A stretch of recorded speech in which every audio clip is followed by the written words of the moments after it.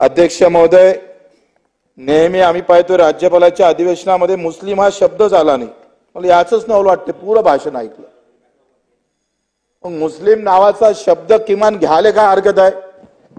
आपण मत मागायला तिकडे जातोय.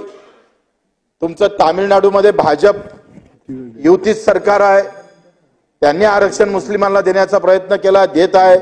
मग आपण इथं न्याय जे काही गरीब असेल मुस्लिम मध्ये जरी आपण पाहिल्या तर किमान आपण पाहतोय अध्यक्ष महोदय 20-25 जाती अशा आहे का त्याला आरक्षण देतोय. पण इतर जे मागास मुस्लिम आहे त्याच्यासाठी आपण जर काही म्हणजे फक्त आपला अजेंडा थोडासा चुकन म्हणून जर निर्णय घेत नसल, आखरी समाज गरीब असला तर गाव गरीब राहतं अध्यक्ष महोदय.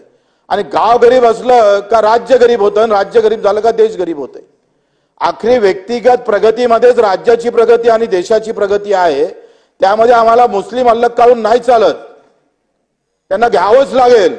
विकासाच्या बाबतीत, शिक्षणाच्या बाबतीत, उद्योगाच्या बाबतीत आम्ही त्याच्यावर जेथपर्यंत आरक्षण देत नाही त्या पद्धतीने एक चांगला अजेंडा तुम्हाला आम्हाला आणता येईल.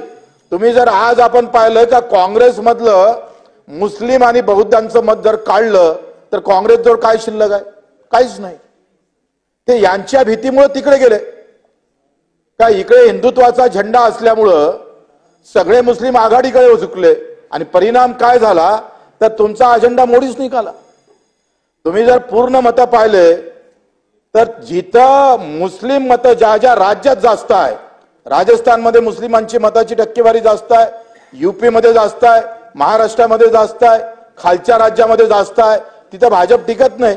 आणि मी नेहमी आम्ही चर्चा करत असतोय का भाजपचा हिंदुत्वाचा झेंडा आणि काँग्रेसचा मुस्लिम आणि बौद्धांचं जर मत बाहेर काढलं तर ह्या दोनही पक्षाचं डिपॉझिट जप्त होऊ शकते. कारण तुम्ही कर्मावर लढतच नाही, तुम्हाला मुद्दे महत्वाचेच नाही, तुम्ही धर्म महत्वाचे ठेवताय. आणि जेव्हा धर्म महत्वाचा येतं तेव्हा मुद्दे महत्वाचे ठरत नाही आणि मतं आपोआप पलटल्याशिवाय राहत नाही. तेच या निवडणुकीत आम्ही पाहतोय. आणि मग याच्यासाठी मला